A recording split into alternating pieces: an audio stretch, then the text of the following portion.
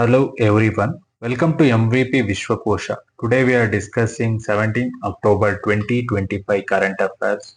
In that first point, that is about recent India and Kyrgyzstan have agreed to enhance cooperation on counter-terrorism and regional security. Here the India's National Security Advisor, that is NSA, Ajit Doval visited Bishkek, that Kyrgyzstan, and met Lieutenant General Bekbek Bekbolotov, Secretary of the Security Council of Kyrgyzstan. The meeting was part of Third India Central Asia National Security Advisor Security Council Secretariat's meeting. So during the talk, both sides agreed to enhance cooperation in areas such as counterterrorism and radicalization and extremism, and drug trafficking, reviving and strengthening defense cooperation, and coordinating their position on security issues in regional and multilateral forums. So that is example, you can take SCO and all.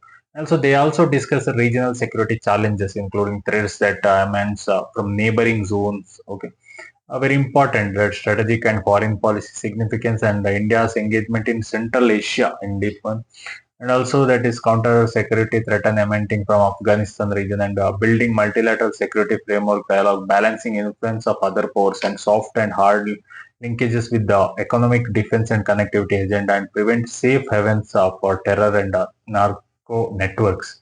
Okay. So that is about recent news, that is about India and Kyrgyzstan talk. Okay. Next news, that is about recent, that is indigenous military combat parachute system test. Okay, so recent Defense Research and Development Organization DRDO successfully tested domestically developed military combat parachute system via combat free fall jump from 32,000 feet altitude, and also the test was carried out by test jumps from the Indian Air Force. And also this a military combat parachute system is the only parachute system in operational use by the Indian Armed Force capable of deploying about 25,000 feet. And also that MPCPS is developed by DRDO Labs, that is Aerial Delivery Research and Development Establishment, Agra, and Defense Bioengineering and Electromedical Laboratory, Bengaluru.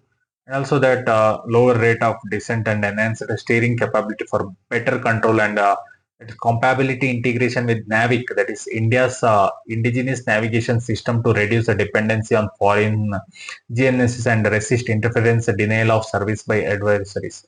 And also ability to safely exit aircraft, deploy parachutes and predetermined altitudes, navigate and land in designed drop zones with precision. Also, the Defense Minister Rajnath Singh congratulated for DRDO for this work, and also Armed Force, and calling it a significant milestone for India's indigenous defense capability. Okay. All that perspective, defense and all operational testing, integration, all that perspective is very important. So that is about a recent defense system test, that is free fall jump from 32,000, that is a combat parachute, military combat parachute system that is indigenously developed by DRDO. Next news, that is about the recent, that is WMO, that is World Meteorological Organization, report that greenhouse gas bulletin. Here, World Meteorological Organization publishes annually a greenhouse gas bulletin, also called it is also called as state of greenhouse gas in the atmosphere, which reports the latest observation and trend in long-lived greenhouse gas, primarily carbon dioxide, methane, nitrous oxide, and plus some contribution from the other gases also.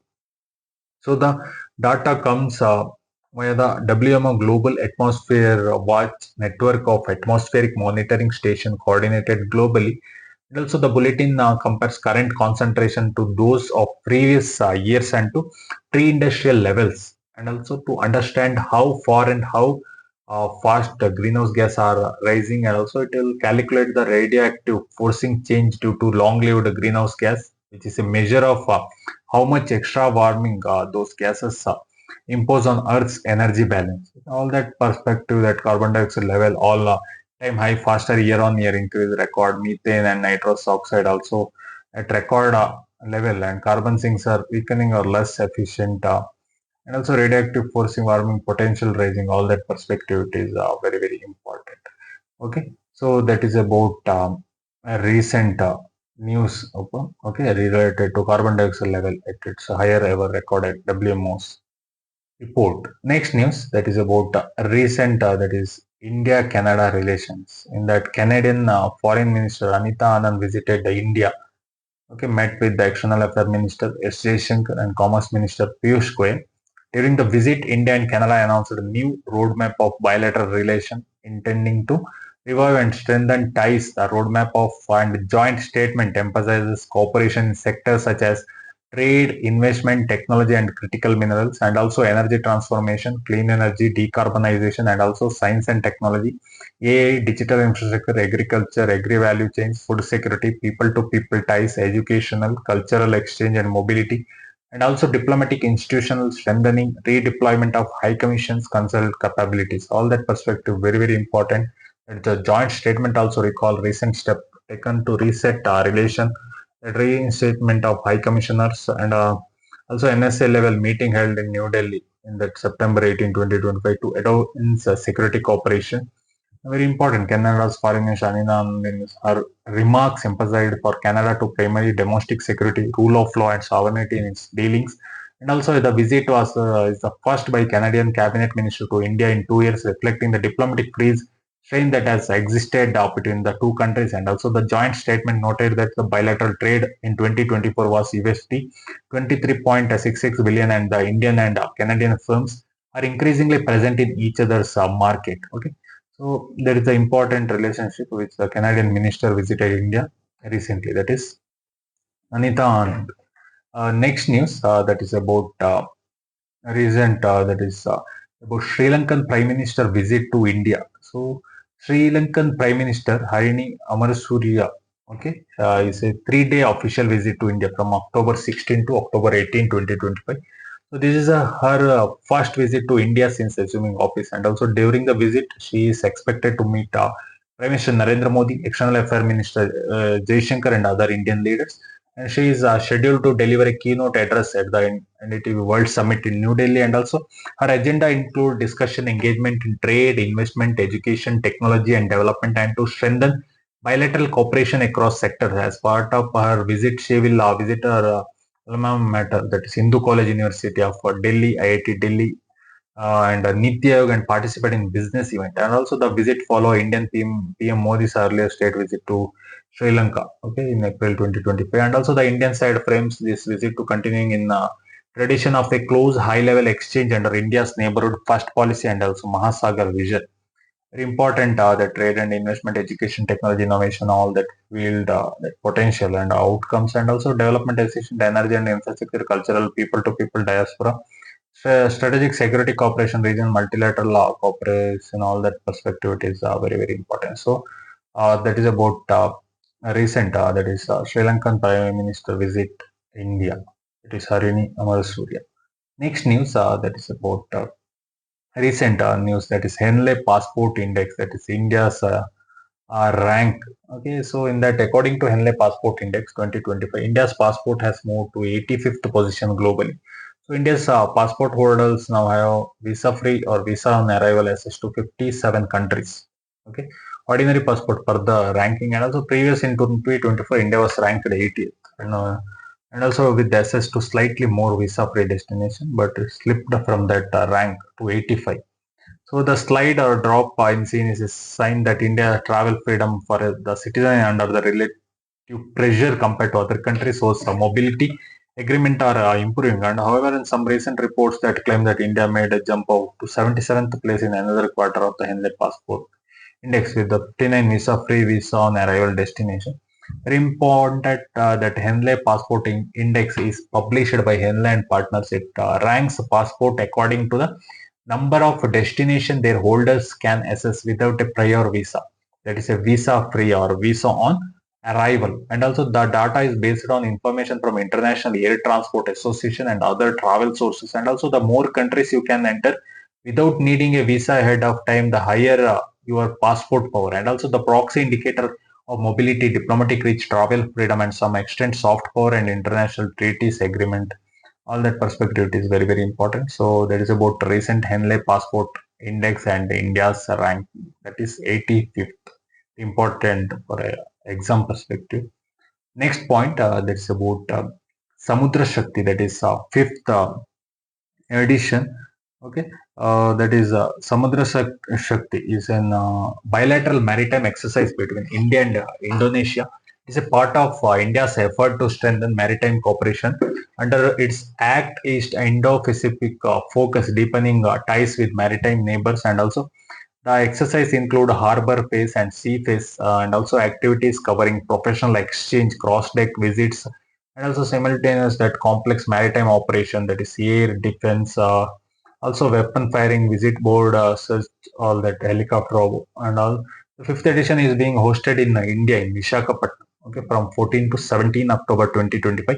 Participating warship include India's INS Kavati and Indonesia's KRI John. Also, during the harbor phase, activities include the deck visit, optional export exchange, and all. Also, this fifth edition is show continuity in incremental deepening of India-Indonesia naval ties, and also hosting the in India's waters at Visakhapatnam gives India leadership in structuring the exercise. That is also setting the agenda and enhance Indian Navy Eastern Command relevance. Okay. Also strengthening India-Indonesia strategic partnership, enhancing maritime security interoperability, and also project for naval power and presence and maritime diplomacy and soft power. All that perspective it is very very important. Okay, so that is about recent, that is Samudra Shakti, that is India-Indonesia bilateral that is naval exercise, that is fifth edition. Next news, that is about recent protest in Peru. So widespread protest that is erupted across Peru against the newly installed president Jose following a removal impeachment of former president Dina Boluarte. The protests are being driven by Gen Z activities, transport workers, civil society groups, and youth demanding deep systematic change, and also the immediate spark linked to corruption and rising crime and insecurity and public dissatisfaction with the political leadership. And also the clashes with the police outside Congress in Lima. Protesters used rocks, fireworks, attempted to break barriers. Police deployed tear gas, and at least one protesters was killed, and also dozens of police and civilians injured. And also the protesters are now not new that as Gen Z that railed against pension reforms and also corruption under Voltaire's presidency. Okay, very important that corruption, governance, deficit, and impunity, and insecurity, crime, and youth-led protest, Gen Z protest, political instability, all that perspective is very very important. Okay, so that is about recent that is recently installed that interim president Peru facing protest. That is Jose Jerry. Okay, that is Gen Z protest movement in Peru. Next news. That is about recent that news about Vivek Menon being elected as chair of IUCN Species Survival Commission. So at the IUCN World Conservation Congress in Abu Dhabi, IUCN member elected Vivek Menon, an Indian wildlife conservationist, is a new chair of IUCN Species Survival Commission 2025-2029 term. This is historic because he is the first Asian to hold this position in the 75 years of history. That is also that is Species Royal Commission, and also Menon is founder executive director of Wildlife Trust of India, and also has decades of experience in conservation, anti-poaching, wildlife policy, species recovery, training, enforcement, personnel, etc. In his remarks, he emphasized the need for leadership from the global South Asia, scaling up species recovery, leveraging data and technology, making science more policy relevant, and ensuring measurable conservation impact. Also in India, that media also stresses that wildlife corridors must remain undisturbed. The IUCN International Conservation of Nature is a premier global body of nature conservation, has 6 expert commissions, and also Species Survival Commission is a network of scientists, expert policymakers, 11,000 volunteers expert globally. Okay, assess conservation status, prepare IUCN red list and threatened species guide species recovery programs, and propose conservation policy actions. Okay, all that global representation and equity and in conservation leadership, it is very very important. Okay, so that is about recent that is chair of IUCN Species Survival Commission, Vivek Menon. Next news that is about last news, that is recent Supreme Court order on OBC backward classes quota issue in Telangana. The Telangana government as a government order that is 26 September raising OBC backward class reservation in local election for 25% to 42%. This increase when combined with the existing quotas for scheduled tribes push total reservation up to 67% in local seats. So in this what happened means that 16th October that Supreme Court bench that is Justice Ukramnath and Sandeep Mehta dismissed the Telangana government's plea against the High Court interim stay, and in other words, the Supreme Court refused to interfere with the High Court's order. So the court also made it clear that local body elections can continue by under the existing reservation scheme. As the bench noted that it cannot take a view inconsistent with the constitution bench judgment that have fixed or entered the 50% ceiling. Also, the court clarified that dismissal of this plea was only on interim basis. The High Court is free to decide the question merits due course. So very important that 50% ceiling on reservation. India in the it is Indira Swamy case, important case, that 1992 case. Okay, and also triple test condition for introducing backward class reservation, legislative versus executive power and timing assessment, Indian relief versus merits. All that perspective it is very important. Okay, so that is about recent that OBC reservation increase in local bodies in Telangana, and it is stayed by courts. Okay.